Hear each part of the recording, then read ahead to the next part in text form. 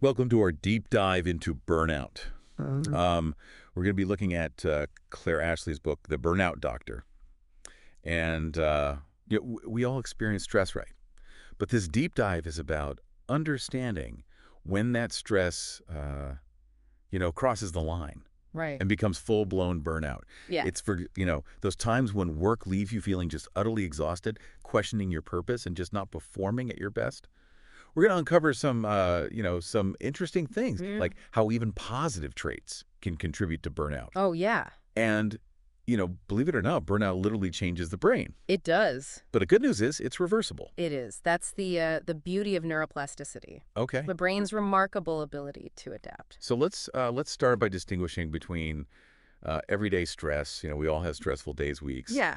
and the chronic condition we call burnout. Right. How do we actually define burnout? Well, the World Health Organization defines burnout as an occupational phenomenon. It arises from chronic workplace stress that hasn't been successfully managed, and it's characterized by three key features. One is profound emotional exhaustion. Okay. Two is feeling increasingly detached or cynical about your job. Mm-hmm. And three is a noticeable drop in your ability to function effectively at work. So it's not a temporary slump. No. It's like a real shift A real shift. in how you feel and perform. Mm. One thing that really struck me in the book was how burnout affects us physically. Oh, absolutely. It's not just, mental and emotional. No. Prolonged stress keeps your body in fight or flight mode, Mm-hmm. leading to a cascade of physical symptoms. We're talking about persistent headaches, digestive problems, trouble sleeping, weakened immune system, and even an increased risk of heart problems. That's pretty alarming. It is. Is it because our bodies just aren't designed to be in a constant state of stress? That's right. Chronic stress triggers a flood of hormones that, over time, damage our bodies. All right. The Burnout Doctor describes a phenomenon called the adaptive stress response. Okay. Initially, stress hormones surge, but eventually they plummet, Oh. leaving you feeling drained. Oh, wow. And this drop in hormones can actually increase your risk of high blood pressure and heart disease. So even when you don't, feel that intense stress anymore, Right. the damage is still happening at a deeper level. That's right. Wow. Okay, and let's not forget the psychological impact. Right. Burnout really affects cognitive function. Yes. Makes it difficult to concentrate, remember things, make clear decisions. And it can also lead to emotional dysregulation, Yes. where you're just reacting to stress in ways that you wouldn't normally. You got it. And remember, these cognitive and emotional shifts, they aren't character flaws. Right. They're a consequence of how chronic stress alters the structure and function of your brain. Wow. But here's the encouraging part. Okay. The brain can heal and recover. That is reassuring. Now, the book delves into 6 workplace factors that can really fuel burnout. Mm-hmm. And it argues that even a mismatch in just one of these factors can significantly increase your risk. That's right. What are these factors? So let's imagine these factors as the pillars supporting a healthy work life. Okay. So the first pillar is control. When you lack autonomy over your work or your schedule or your tasks, it can breed a sense of helplessness. That fuels burnout. So feeling trapped Yes. in your job with no say in how things are done is a big red flag. Absolutely. Next is reward. Okay. This encompasses both tangible rewards like salary and promotions, Right. as well as intangible rewards like recognition and appreciation for your efforts. Mhm. When you consistently put in the work without feeling valued, it's incredibly demoralizing. It's like pouring your energy into a bottomless pit. A great analogy. The third pillar is values. Okay. If your personal values clash with those of your company, Right. it creates internal conflict and stress. So for instance, if environmental sustainability is really important to you, but you work for a company with a really poor environmental record, Right? that dissonance could lead to burnout. Absolutely. The fourth pillar is community. Okay. Having a sense of belonging and support at work Right. when that's lacking. Or if the work culture is toxic, it can significantly amplify stress. So it's not just the work itself. No. It's the environment that you're doing it in. Absolutely. The fifth pillar is fairness. Oh. When you perceive a lack of equity or justice in the workplace, it can breed resentment, Uh-huh. sap your motivation. Both contribute to burnout. So it's like, seeing favoritism or unfair practices Right. that are happening around you. which can be incredibly demotivating. Yes. And finally, the sixth pillar is workload. Okay. This one might seem obvious, but it's not just about having a lot to do. It's about whether the workload is manageable and sustainable in the long run. So, feeling constantly overwhelmed, like you're drowning in tasks, even if you love your job, can lead to burnout. Absolutely. These six factors, when they're out of balance, create a breeding ground for burnout. That's a really helpful framework for thinking about, the work environment and its impact on our well-being. But why is it that some people seem to thrive in really demanding jobs, while others burn out in seemingly less stressful roles? That's a great question.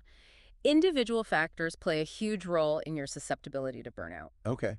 Understanding those factors can be key to both preventing and recovering from it. So what are some of these individual risk factors? Right. What makes some of us more vulnerable to burnout than others? Well, one common culprit is imposter syndrome. Yeah. That nagging feeling of being a fraud despite evidence of your competence. Hmm. People struggling with this often overwork to compensate for their perceived inadequacy, Right. which puts them on the fast track to burnout. They're constantly trying to prove themselves, Right. even when they're already exceeding expectations. And it's more prevalent than you might think. Studies suggest that up to 70% of people experience imposter syndrome at some point. Even highly successful individuals have spoken about their struggles with it. Wow. That's a real eye-opener. What other individual factors contribute? Well, perfectionism is another big one. Okay. Striving for excellence is admirable, but when it morphs into an obsessive need to be perfect, it sets you up for constant disappointment and self-criticism. Yeah. That unrelenting pressure is a major contributor to burnout. It's like never giving yourself permission to be human, Right. to make mistakes. Yeah, Learn from them. you got it. Then there's people-pleasing, the tendency to prioritize others' needs above your own. Right. This can lead to resentment, exhaustion, and ultimately burnout. Learning to set healthy boundaries and prioritize your well-being is crucial. I imagine that's especially challenging for people who are, just naturally very empathetic, giving. It can be. Personality also plays a role. Type A personalities, known for their drive and competitiveness, they're often prone to overworking and pushing themselves beyond their limits, making them more susceptible to burnout. So ambition can be a great asset, but it needs to be balanced with self-care Yes, and realistic expectations. absolutely. Even childhood experiences can contribute to burnout risk. Growing up with very high parental expectations or experiencing trauma in childhood can impact your resilience to stress later in life. It's like those early experiences shape our uh, coping mechanisms, Right. how we handle pressure as adults. Exactly. And finally, your coping style plays a role.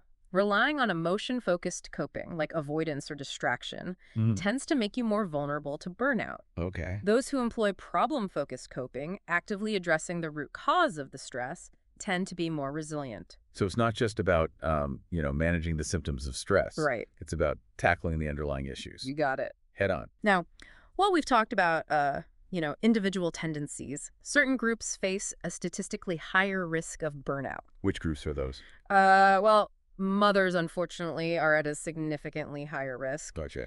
They juggle societal expectations, the mental load of running a household, and often a lack of adequate support, making them more susceptible to burnout. So it's like they're carrying the weight of multiple roles Yes. without receiving enough, recognition or help. Sadly, that's often the case. People with pre-existing mental health conditions, like anxiety or depression, are also more vulnerable to burnout. So addressing those conditions as part of the recovery process is crucial. What about people with neurodiversity? Yes. Are they also at a higher risk? Neurodiversity can certainly play a role. Individuals with ADHD, for instance, they might face challenges with executive functioning, making it harder to manage workload and stress, which can increase their risk of burnout.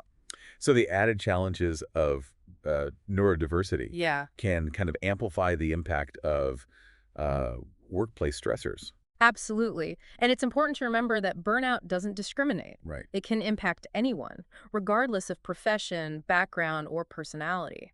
That's a sobering thought, It is. but also a reminder to be vigilant about recognizing the signs in ourselves Yes. and in those around us. Speaking of signs, we've talked about, defining burnout, the factors that contribute to it, but how do we know if we're actually experiencing it? Right. Are there specific signs or stages to watch out for? Indeed, there are. There are 5 distinct stages of burnout, which Ashley outlines in The Burnout Doctor. Interesting. Tell me about those. What's the first stage?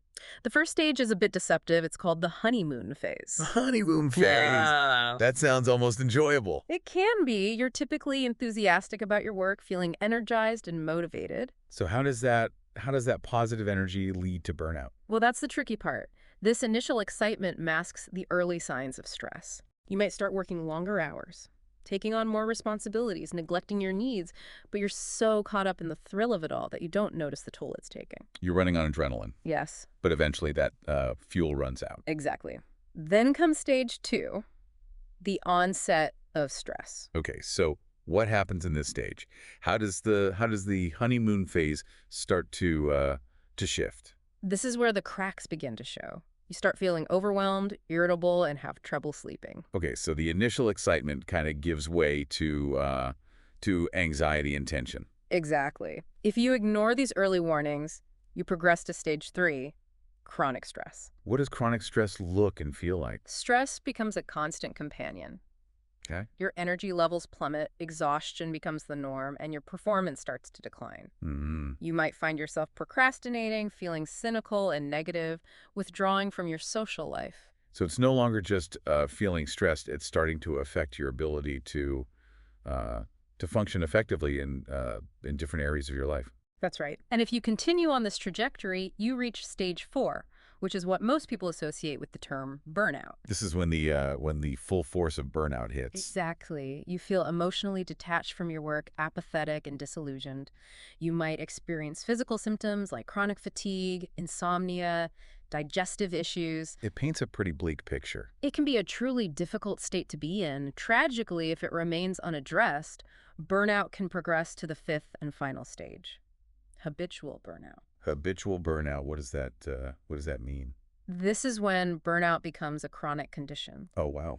You feel trapped and hopeless, like there's no escape from this cycle of exhaustion and disillusionment. It becomes like your new normal Sadly, yeah. way of life. This whole Mhm. progression is pretty unsettling. But I'm hoping that there are ways to recover even if you've reached those later stages. Absolutely. Recovery is possible. Ashley details a 6-step plan to guide individuals through the process, which we'll explore in the next part of our deep dive. That's encouraging to hear. Before we move on, let's just quickly recap what we've covered for our listeners who might be Yeah. taking all of this in. Sure. So we started by defining burnout Hmm. as a serious condition recognized by the World Health Organization. It's a result of chronic workplace stress that goes beyond just feeling tired. Right. It involves emotional exhaustion, detachment from your job, and a decline in effectiveness. We also explored how burnout impacts both our physical and mental health, Right. manifesting in, various physical symptoms, from headaches and digestive problems to a weakened immune system and even heart issues. Right. And it can also hinder our, cognitive function, Yes. making it harder to concentrate, make decisions, regulate our emotions. We then explored those 6 key workplace factors that contribute to burnout, including lack of control, insufficient reward, misaligned values, poor community, unfairness, and excessive workload. And we discussed how individual factors like imposter syndrome, perfectionism, people pleasing, certain personality types, childhood experiences, coping styles, and even neurodiversity can influence susceptibility to burnout. And lastly, we learned that burnout progresses through these 5 distinct stages, starting with that deceptively positive honeymoon phase and ending with the demoralizing state of habitual burnout. That's right. But as you mentioned, there's hope for recovery. Absolutely. In the next part of our deep dive, we'll delve into Ashley's 6-step recovery plan, offering hope and practical strategies for those struggling with burnout. So stay tuned for part 2, where we will equip you with the tools and knowledge to start reclaiming your well-being and crafting a more fulfilling and sustainable work life. Welcome back. Let's continue our exploration into reclaiming your well-being with Claire Ashley's 6-step recovery plan. This plan provides a roadmap, so to speak, to navigate burnout, and it's structured into 3 distinct phases. Okay, I'm intrigued. What are these 3 phases, and how do they guide us toward recovery? The initial phase is getting healthy. It's about acknowledging the issue, creating distance from the source of the stress, and prioritizing self-care. That makes sense. You need to address the immediate crisis Right. before you can start rebuilding. Precisely. The second phase, preparing for change, encourages you to reflect on your values and investigate alternative work possibilities. So it's about envisioning a different future, one that aligns with your needs and aspirations. Exactly. Finally, actioning change, the third phase, focuses on implementing concrete changes, either by, modifying your existing role or forging a new career path. Sounds like a gradual progression, It is. moving from crisis management Uh-huh. to self-discovery, Right. and finally taking action. Yes, a Right. great observation. Let's delve into each phase and unpack the steps involved. We'll begin with getting healthy. Okay. What do you think the first step might be? Well, based on what we've discussed, I'd say the first step is admitting there's a problem, recognizing that you're struggling with burnout. Spot on. It might sound straightforward, yet denial is a powerful force, especially for high achievers Right. who are accustomed to pushing through obstacles. Recognizing the issue is paramount for embarking on the path to healing. It's like acknowledging you need assistance before you can receive it. Right. So what's the next step in this phase? Step two involves distancing yourself from work. I can see the benefit in that, giving yourself space to breathe and recover. But realistically, how many people can afford to like completely disconnect from work? You raise a valid point. Extended leave isn't feasible for everyone. Mm. However, even if you can't take a long break, it's crucial to carve out some distance, even if it's just mental distance. So maybe like setting boundaries, limiting work hours, Mm-hmm. or finding ways to kind of detach emotionally Exactly. after clocking out. Those are excellent strategies, and for those who are fortunate enough to take a break, it ideally involves sick leave or even leaving their position to create a complete psychological and physical separation from the stressor. This break could span weeks or even months, depending on the severity of your burnout and personal needs. It sounds like a much needed respite It is. for someone who's grappling with severe burnout. Indeed. The book emphasizes the importance of focusing on three key areas, even if you can't fully detach: regaining control, connecting with your loved ones, and prioritizing your health. So even while working, you can start shifting your life's balance Right. by emphasizing those areas. So what comes next in this getting healthy phase? Step three centers around restoring your health. That seems pretty self-explanatory. But what does that entail specifically? Rest is paramount. Burnout depletes your energy reserves, Mhm. both physically and mentally. Getting enough sleep, relaxation, engaging in rejuvenating activities are vital during this stage. It's like recharging your batteries Yes. after they've been completely drained. A perfect analogy. Ashley underscores the importance of prioritizing rest, even if you feel pressed for time. I can imagine that's a challenge for people who are so used to pushing themselves and being constantly on. It is. She points out that the more depleted you are, Mhm. the less likely you are to engage in self-care, Right. which creates this vicious cycle. That's the recovery paradox you mentioned earlier, Yes. where the people who need self-care the most Right. are often the least inclined to prioritize it. So how do you break free from that cycle? It requires conscious effort and a willingness to challenge those deeply ingrained habits of overworking and neglecting your needs. So beyond rest, what other aspects of health should be addressed during this phase? Nutrition plays a vital role. Nourishing your body with wholesome foods replenishes your energy and supports overall well-being. So swapping junk food and processed meals Right. for nutrient-rich options is key. Exactly. And exercise. Okay. Though it might seem counterintuitive when you're exhausted, can elevate your energy and brighten your mood. I understand it might seem, you know, overwhelming to add exercise when you're already depleted. Would even gentle movement be beneficial? Absolutely. It doesn't have to be strenuous. A simple walk in nature can be incredibly restorative. So this initial phase is about pausing, giving yourself the opportunity to rest and recharge, Yeah.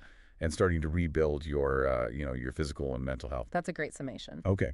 Now let's move on to phase two, preparing for change. Okay. So what does this phase entail? How do we prepare ourselves for change? I don't know. This phase revolves around introspection and exploration. It's about evaluating your life, reassessing your values, and envisioning a different future. It's about shifting from merely surviving Yes. to thriving. Exactly. What do you think the first step in this phase might be?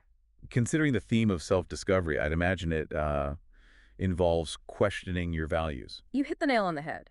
Burnout often stems from a mismatch between our values and our work. Uh-huh. This step involves reflecting on what truly matters to you and evaluating whether your current work aligns with those values. That's like taking a step back Yeah. and determining what you genuinely want out of life, both personally and professionally. Exactly. This step can be particularly challenging for individuals who've experienced burnout because they may have lost touch with their values or prioritized work above all else. So it's about reconnecting with your authentic self Yes. and rediscovering what truly holds significance for you. So what comes after you've clarified your values. Step 5 is exploring work possibilities. So this is where you start envisioning a different path.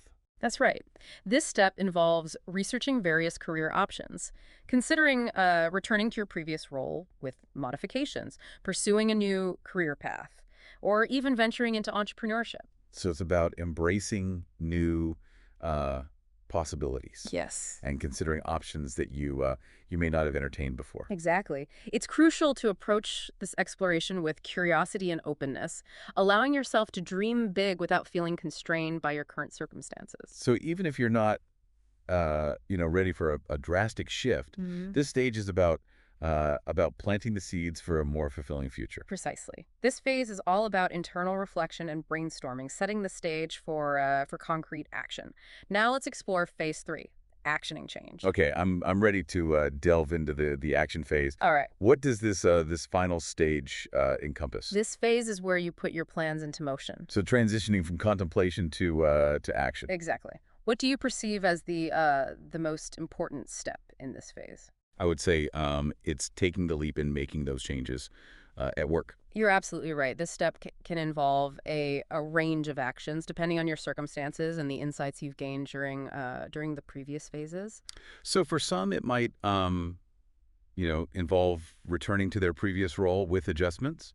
Yes, this could involve negotiating reduced workload, increased autonomy, or a more supportive work environment. So collaborating with your employer Right. to create a more sustainable Yes. and fulfilling work situation. Precisely.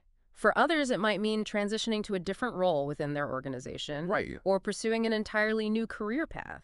So it's about mustering the courage to embrace uh, embrace change, Right. even if it feels daunting. It can. And for some, it might even involve starting their own business, Okay. becoming their own boss, and constructing a work life that genuinely aligns with their values and aspirations. That's exhilarating. It's like turning burnout into an opportunity for reinvention. Exactly. This phase is all about taking charge of your career and making choices that support your well-being.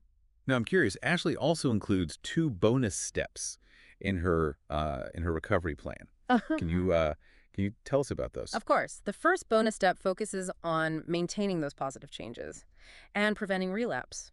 So it's about sustaining a healthy work life Right. and avoiding falling back into old patterns. Exactly. It stresses the importance of prioritizing self-care, monitoring your stress levels, and having a plan in place to navigate future challenges. It's like building resilience Yes. and equipping yourself with the tools to navigate the inevitable ups and downs that life throws your way.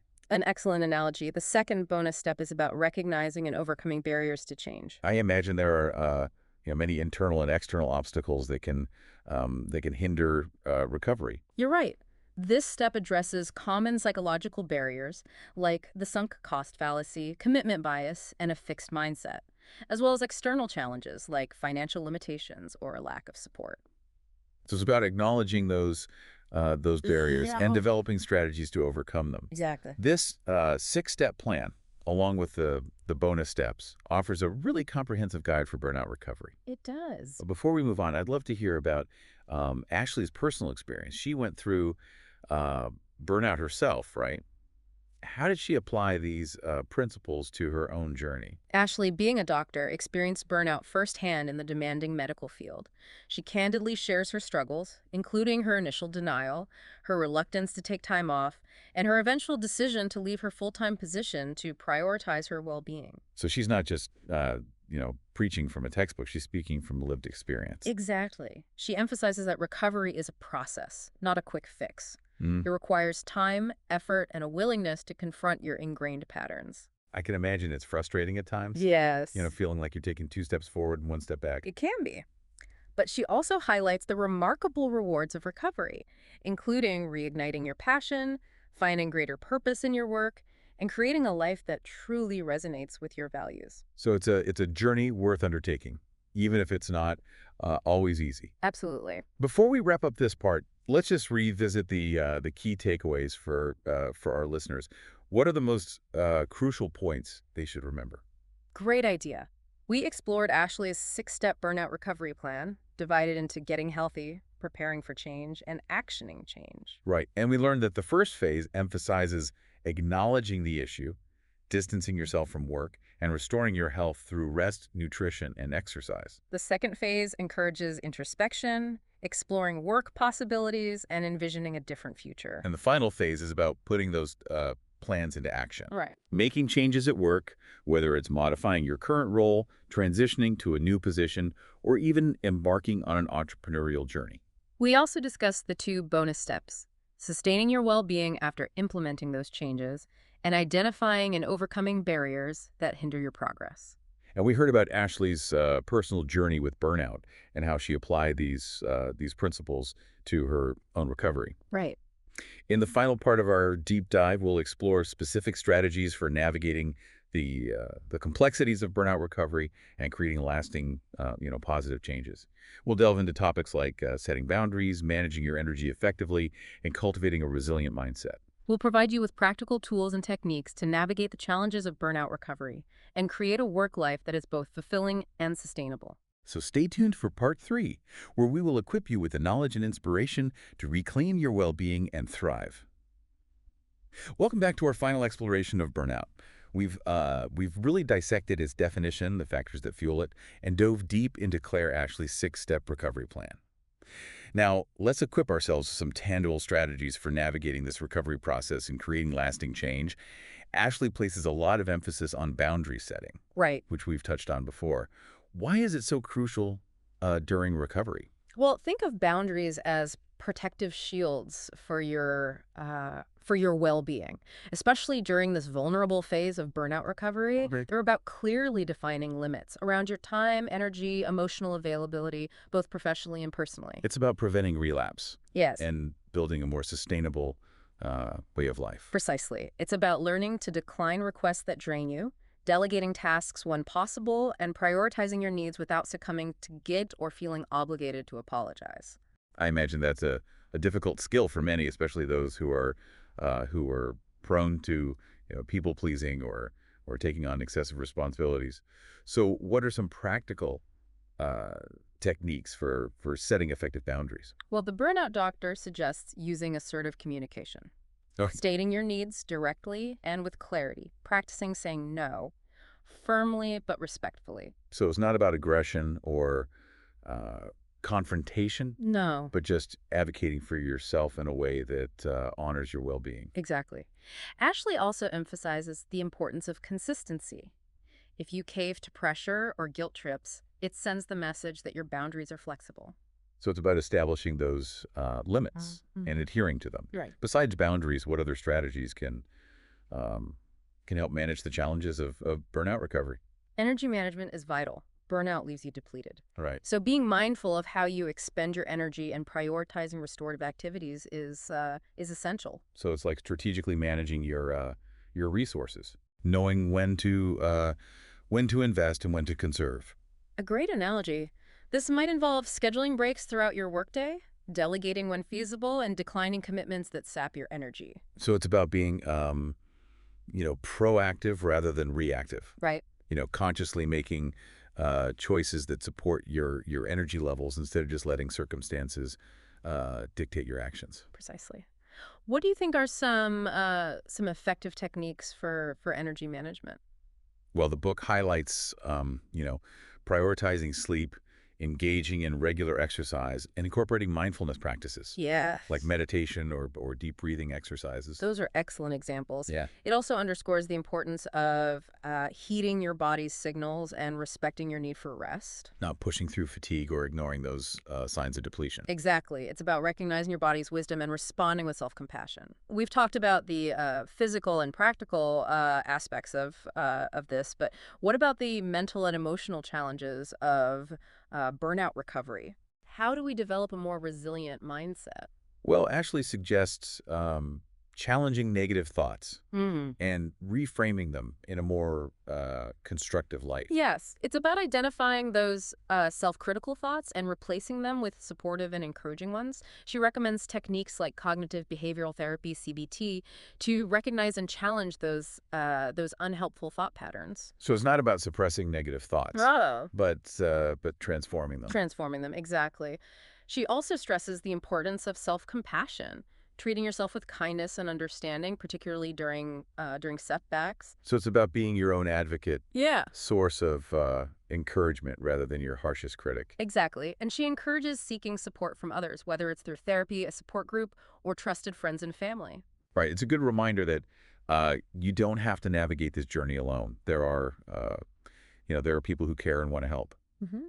While we focused on workplace burnout in this episode, I think it's important to recognize that burnout can manifest in other areas of life as well. Oh, you're absolutely right. The principles and strategies we've discussed, they apply to any situation where chronic stress leads to exhaustion and disillusionment, whether it's in caregiving, parenting, or even navigating challenging life events. So if you're feeling burnt out in any aspect of your life, really reflect on these insights and consider how you can apply them to your situation. That's right. Remember, burnout is a signal that something needs to change, whether it's your environment, your mindset, or your approach to life. Ashley's book provides a framework for not only recovering from burnout, Right. but also preventing it in the future. Mm. Now let's condense the key takeaways into 10 actionable points for our listeners to remember as we wrap up. Okay, that's a great idea. Okay, so here are 10 essential points to combat burnout and reclaim your well-being. Number one, recognize the signs. Understand those 5 stages of burnout and learn to identify the symptoms early on. Number two, address the root cause. Burnout stems from chronic stress. Don't just treat the symptoms, tackle the underlying issues. Number three, prioritize self-care. Make time for rest, relaxation, and activities that replenish your energy. Number four, set healthy boundaries. Define limits around your time and energy and learn to say no to protect your well-being. Number five, master energy management. Be mindful of how you expend your energy and prioritize activities that restore you. Number six, cultivate a resilient mindset. Challenge those negative thoughts or replace them with positive and supportive ones. Number seven, seek support. Don't hesitate to reach out to a therapist, support group, or trusted individuals in your life. Number eight, reevaluate your values. Ensure that your work and life align with your core values. Number nine, explore new possibilities. Don't be afraid to consider alternative career paths or ways to redesign your current role. And number 10, remember, you're not alone. Burnout is a common experience, and recovery is possible with the right strategies and support. That's a fantastic summary. Remember, you have the power to reclaim your well-being and create a more fulfilling and sustainable life. Well, thank you for joining us on this deep dive into burnout. We hope you've gained valuable insights and practical strategies to navigate this complex issue and create a life that truly nourishes your mind, body, and spirit. Remember, there's hope for healing and renewal. You are capable of overcoming burnout and thriving.